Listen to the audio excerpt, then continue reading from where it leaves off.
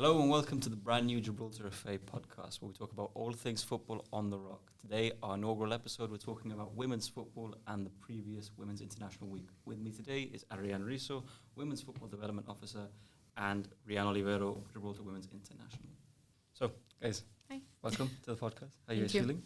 Feeling good, thanks. Good. Yeah, good. Happy to be here. Yeah. So, let's start obviously with a look back on last week's action against Liechtenstein. So, Arianne, sort of sum it up. Yeah, so the women's national team played 2 friendlies here in Victoria Stadium. It was a good week. I think the girls really enjoyed it. It was a good test for them again. They haven't had a friendly in quite some time, but it was a good 2 games. And obviously, you did a lot of interviews during the week as well. Yeah. I think I've had like 5 interviews this week. And Riri, yourself, obviously don't want to be called Reighann. No.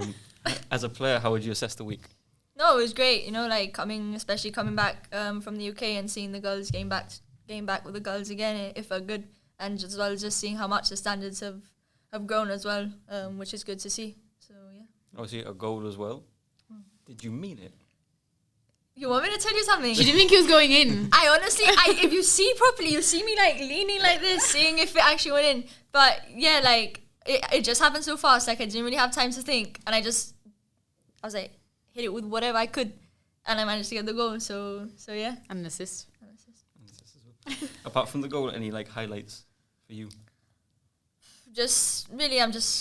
I was just happy with the overall performance of the team. We're definitely going in the right direction, and I'm quite excited to see what the future has in hold for us. And like we were speaking after the tournament, we just can't wait to get back together and get ahead of the next games. I think me and you spoke the other day about it. We had breakfast and we were speaking that it's nice. I think maybe it's been a bit like we haven't had many internationals and stuff, but this week has felt really good. Yeah. Everyone's gelled really well again together, and it's been like a really good week. And it's looking positive, and it feels like everything's going to go up from here. Yeah. As well as the performances as well, there's obviously a lot of young players in the squad. It's quite a young team, no? You feel like one of the experienced ones, but you're really young yourself. Is it a weird dynamic? It is, because obviously I was introduced to the national team at an early age, but as well just seeing obviously everyone's like, oh, you have to set an example. I'm like, I'm only 19. Where are you going? You know what I mean? Yeah. But yeah, I don't know. It's nice to be in the setup at an early age as well. Yeah. Maturing as well at an early age, and as well actually training with good players at early stages also help my development as well. And obviously as women's football development officer, I feel quite proud that the squad is so young. Yeah, I think it's what Riri says. She's considered one of the older ones, and she's only 19, which is mad. I think this time as well, obviously we Scott called up a big squad, but we had how many under-19s did we have in that squad? 8. 8, 9. Yeah, so it's good for those players as well to even if they don't get out onto the pitch, but they have that experience of being in the team and seeing what it's all about, and I suppose looking forward to where they could be one day as well. Yeah, of course. And obviously it was a good test, Liechtenstein. But obviously it's the first sort of step we've taken since going to St. George's Park, and obviously we were all there.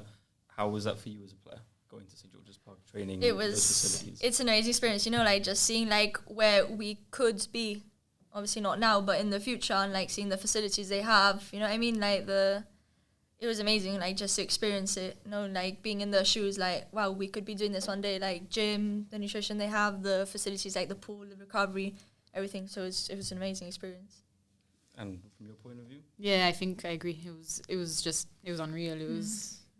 I think it gave the players, I don't know, you can tell me, but it gave them a sense of wow, this is what is available, but it doesn't mean we can't do all these things with what we have at home. Exactly. Yeah. So it gives them a sense of a bit more the step up of professionalism of we need to be doing these things it motivates you as well. Yeah.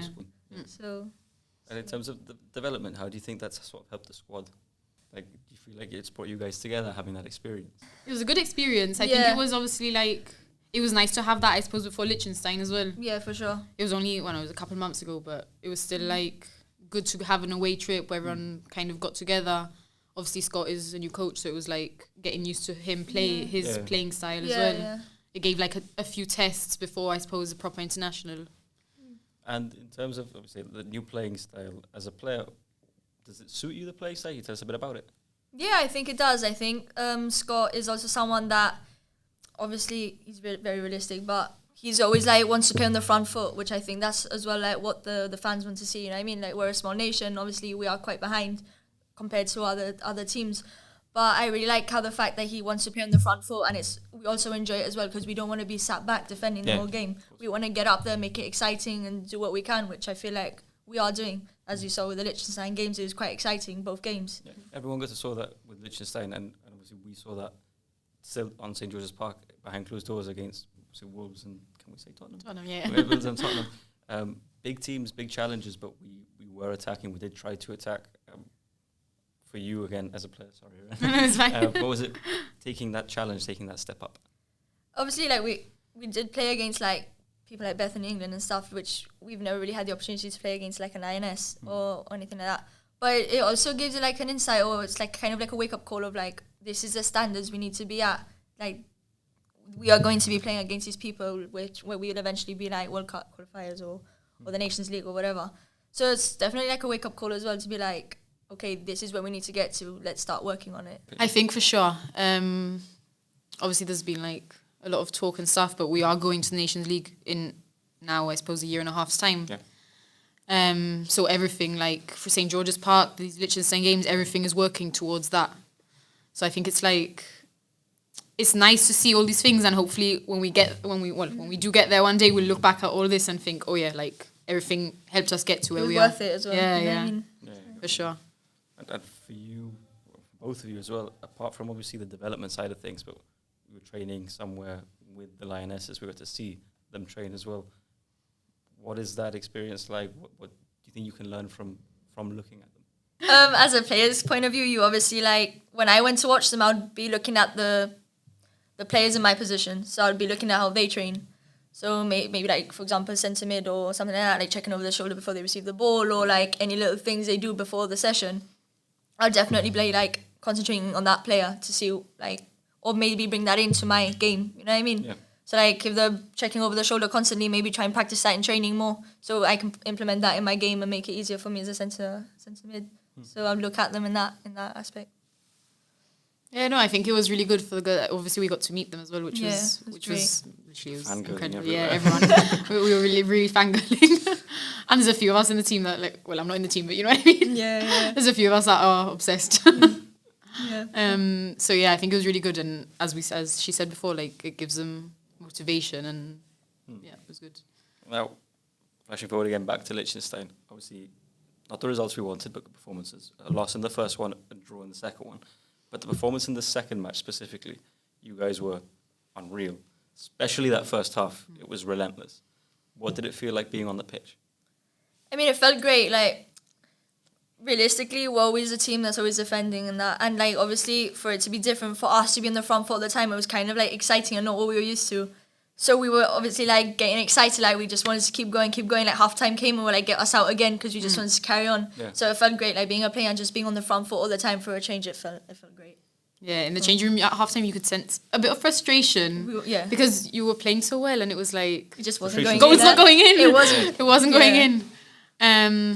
But yeah, obviously then the second half they came out, scored a goal, and then obviously unfortunately Liechtenstein equalised. But it's like almost annoying, like looking back at the game. Like, I was sat at the bench and I was looking at all of you and I was like, how are we not winning right now? Like, how are we not winning? So there you go. You mean We took it as a loss. We were so disappointed. Like, they were celebrating and we were like, nah. No. that in itself is a positive. The fact that you've come away from the match thinking that it's a big step from maybe where we've come previously. Yeah, Wouldn't exactly.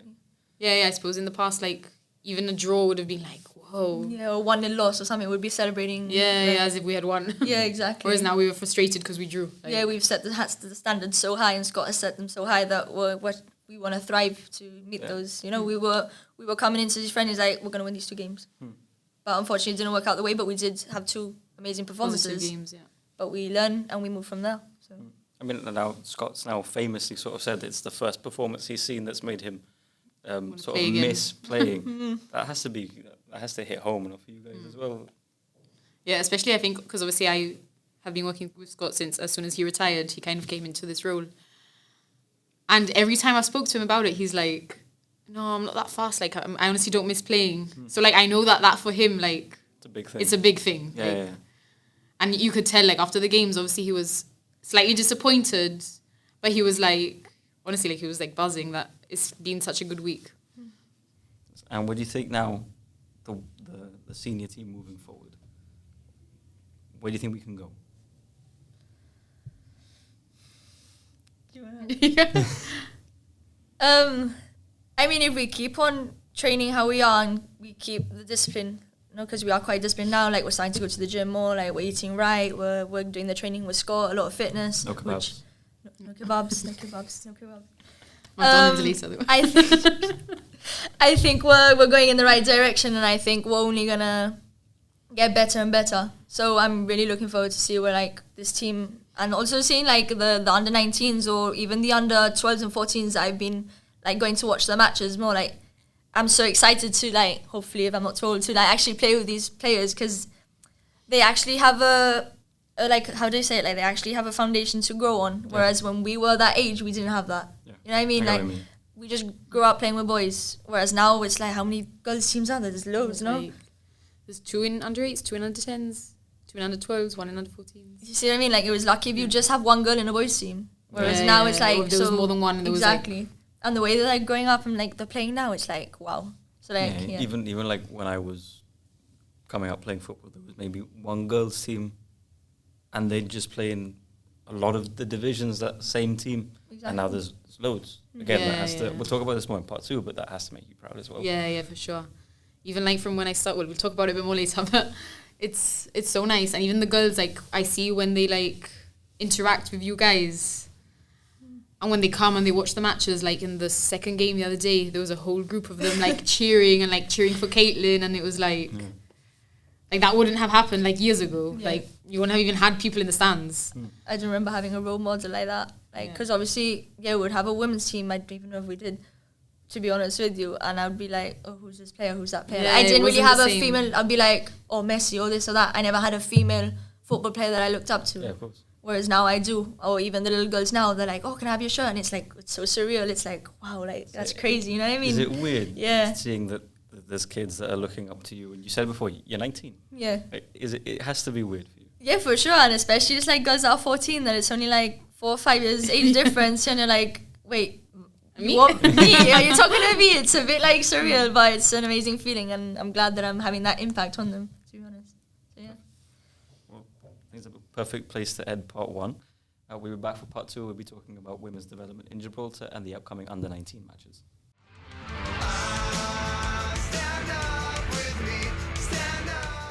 Back for part 2 of the Gibraltar FA Podcast with Arianne Risso and Reighann Olivero.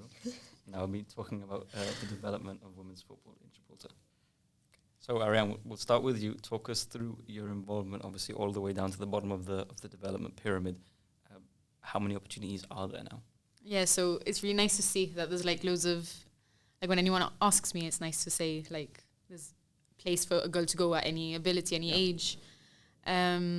So we start at the very bottom. We obviously have, which is linked with the very younger groups. Are linked with, not linked with boys, but there's not girl-specific programs just because they're so young. So we have the development school, fundamental program, which girls can also join. I think there's this like thing that is only for boys, but girls can also join those programs. Then when they get slightly older, as from 4 years old, they can join the Fun Fridays program, which has been going on for years, and it's really, really good to see girls from there obviously develop into other programs. We've also recently started the development centre, which is for slightly older, and it's aimed for girls, I suppose, who maybe aren't ready to join a team. They just need that extra training, a few months of getting the basics down before they join a team. We have loads of programs. We've also got the indoor football one, which is on Tuesdays. That as well is from age 4 to, no, a bit older, sorry, from age 8 till about 14. Loads of girls can join that. And then obviously we touched on it before, but we have the GFA girls teams who like are doing really well as well. They play in the youth leagues. And obviously they're run by us, but obviously the coaches each have their own team, and it's not like a club, but they play in the youth league like a club. And it's all girls teams as well, that from the development centre we kind of introduce them into that if they want, or they can go join a club if they want as well. But yeah, there's loads of opportunities for them now, which is nice. I mean, something you touched on it there, but something that's been very clear in like the communications that we put out is that it's for all ages, all abilities. How important is that? I think it's super important. I think especially maybe at, like Ree can maybe tell you, what age did you join? Did you stop playing football? 5. 5. So maybe like that's not too bad. I think when girls are like older than 10, they're a bit scared to join because they're like, oh, I'm already behind. But we have like development center and stuff to make sure that they feel comfortable at any ability, which I think is super important because I think especially at those young teenage years, it gets like a bit like girls don't want to join anymore because like so like wow, I'm really behind. Like wow, I'm really behind. So I think it's important to definitely have these programs in place, so make them feel comfortable and get them fully involved. Well, you rattled off a long list of opportunities there. Hearing that, Riri, now, like, did you have those opportunities? Obviously, when you were growing up, how maybe jealous isn't the right word, but the girls that are coming through the ranks now, they've got all this available to them. Come a long way. Yeah. Jealous. I'm jealous. I'm so jealous, to be honest with you. But look, like, better now than never, no? Obviously, as I started football when I was 5, I was in a boys' team till I was... Because obviously I couldn't play in the pitch 1, the big pitch with boys because of the physicality, etc. So I basically didn't play football for a year. But seeing how it is now, like, girls can actually go, like, even as a team itself, they can go and be in possibly a women's team together. But yeah, seeing how it is now, like, it's amazing, you know, especially seeing it from outside. I always tell them, I'm like, you don't realize how lucky you are because I didn't have this when I was younger. Yeah. But yeah, it's good to see, to be honest, yeah. You touched on it there. What was football like for you then growing up? Obviously, playing with the boys, it has had a huge impact on the player I am today, you know, like, it's like physicality, even the technical side of it. Yeah. It definitely was hard because you know how, like, boys can be in stereotypes, like, or like football's only for boys or stuff like that. So it was hard growing up. Like there was times I wanted to be like, Mom, I don't want to play anymore, like because you don't want to be even made fun of, you know what I mean? But I feel like those challenges helped me to become the player I am today. So I am thankful for growing up in football in that sense as well. As I grew older, obviously I was introduced to the women's league quite early on. I think I was about 12 when I started training with Lions Women. And ever since then, I've just been playing with them until I left uni, which I also, again, I feel like joining the women's team at a young age has also helped me like develop as a player, like physicality-wise and stuff. I'm not the biggest player, but I feel like being introduced to that at an early stage has also helped me in my game. So. Yeah. On the flip side now, we touched on before, now you're a role model for these girls coming through. What advice do you have for them, I suppose? Don't like listen to anyone tell you that you can't do it, because I've been told that like 20 times and I just brush it off or whatever. You're just like anyone else. Like people might say, oh, it's just for boys and that. Nah, it's not. Don't listen. You know what I mean? This is a game that is now for girls and boys. You know what I mean? Like don't let anyone tell you that you can't or you're not good enough just because you're a girl. So just keep thriving for what you want. And for you, Arianne, obviously we've touched on how the women's team have developed, and like Riri said, they didn't have the opportunities that the girls now have, and they've still got to the level that they're at. What hopes do you have for the girls that are coming through with all these systems that we have in place? I think it's really nice, and we're seeing it now, I suppose, with the older age groups, like we said, the under 12s, under 14s, like some of them are honestly incredible. Like you've seen some of their games, and it's like these players are going to be like we see some of the development school as well. Even the little ones, do something and you're like, whoa, where'd that come from? So definitely, like for sure, I think it's getting there. Girls, like that stigma of it's only for boys and stuff is going. But it's nice to see now, like obviously these girls under 12s, under 14s have been in our programs for a while now, and you can kind of see the benefits now. Like even the under 12s, James Watson's team, they like dominated the league like for the first like September to December, because obviously there's like a split. They topped the group, or they came second, I think, in the group, which it's a full girls team. Whereas like, not that no one expects it, but it's nice to see that like it can it's happening. It doesn't mean just because the girls are going to come last. They're like, we're as good as you are. Like and we're here we play, are. You know what I mean? For sure. I think it's definitely nice, and as we said, hopefully Rhea's still young, so I think she'll get the chance to play with them. I really hope so. I will tell them. It's honestly so great to see, and it's nice to, in a few years, these girls will obviously go through the under-19s and then make senior. I'm positive that a lot of them will, like, for sure. And it'll be interesting when they start taking shirts off these lot. Start taking Ruby's kit. No, come on, please. Well, you said that under-19s. You were a captain of the under-19s, and last year we had the qualifiers? Yeah, European qualifiers. How was that, and how was obviously the experience of being the captain? I was super grateful not to be given the role as a captain. It's something that was completely new to me. Like when they gave it to me, they're like, "Look, you're the captain." I was like, "What?" I was like, Are you sure? I was like, Me? I was panicking. I was like, "What's this? Like, captain? What's the role of captain?" You know what I mean? I was like, but yeah, I'm super grateful for the experience and for being given that opportunity. I think it was the first competitive tournament that the women has ever had. So it's definitely like, it was amazing to experience that and to be, for me to say, look, I experienced first, you know what I mean? Yeah, of course. And you can also see like the level of that you need to be at. Like I mentioned before, like we went to this tournament. Obviously, we had to set certain standards, but we also went in not without pressure, but also like, look, enjoy the occasion, enjoy the experience. Like it's your first time, you know what I mean? Like, so it was great to be playing against these nations. Like you can definitely see like where we need to be at. So it was good. Yeah, we touched on it, but obviously it was the first ever UEFA tournament, that official, that girls, women from Gibraltar have gone. But for sure, it was such a good experience, and now obviously they've entered it again this year, and it's honestly great. And I'm not going to big you up too much, but honestly, Rhea was the perfect captain, like for sure. No, for sure. As soon as they said it, and honestly, I saw you like in the two, because obviously we had round 1 and round 2. And even now, I see how she interacts with the girls who are still involved in the under-19s. Yeah. And for sure, perfect captain. Do you think, obviously now looking ahead a bit, do you think that role as captain for the under-19s has maybe set you up to one day take the armband for the seniors? Is that something that you want to aspiring to down the line? It's definitely a dream of mine not to become a captain, but at the end of the day, like I feel like you don't really need to have an armband to obviously like lead the team. Yeah.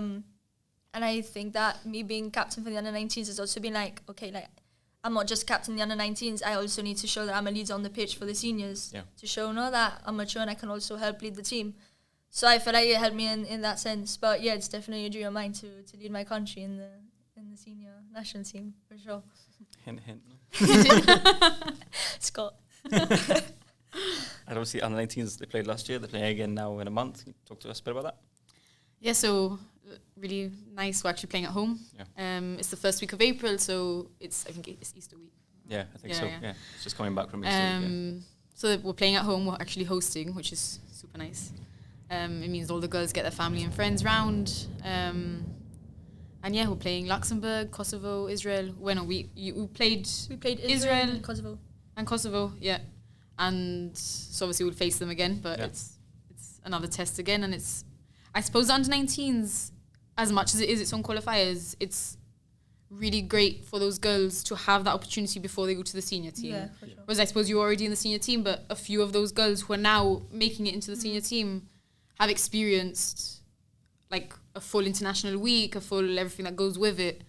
So when they get to the seniors, they're not like, oh my God, what is this? Shock, yeah, they used to have a steady development. Yeah, it's like a stepping stone. Yeah. Do you think that obviously very established player for Gibraltar anyway, but had you had that step up, you'd be maybe further in development than you are now? Not to say that you're not, but I don't know, because I feel like being in the women's at a young age, when they brought me back down to the 19s, it also helped me. Felt like I was better prepared, like technically and physically. Sure. So I was also able to help the other players as well, that possibly one in the under-19s, one in the senior team. So I felt like yes and no at the same time, because being with the seniors at an early age also helped me, like help the team in that sense. Yeah. But I would have liked to like grown up with like a clear pathway, if you know what I mean. Yeah, whereas it was from under-16 to seniors. That's it. Yeah. That's all you had. It wasn't like in between. So I feel like it would have been nice, but like I wouldn't have it any other way how I am now, to be honest. So. And now you're playing football in uni. How's that going? Yeah, it's going great. Like obviously leaving and playing in another country, it's scary because it's not what you're used to, you're used to your bubble here to play here. But it's definitely helped me, like, especially physically. Just playing in the UK, it's all like buff and stuff, and it's like you get man to man. It's like they send you flying, and it's like, okay, like this is where I have to be at. Let's start going to the gym, and also you can feel it as well. Like when I've come back, I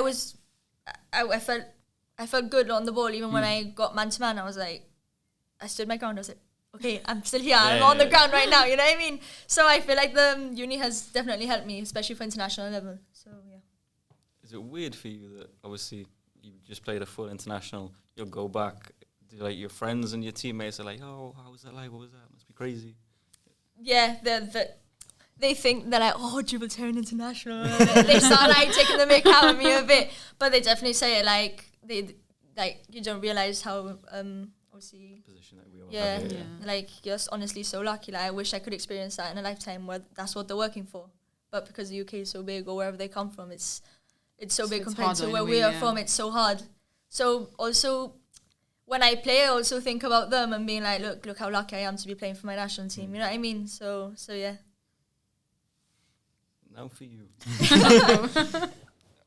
So you're involved, like we said, through the development of all these young girls that are coming through, and hopefully the development of the next national teams that we'll see.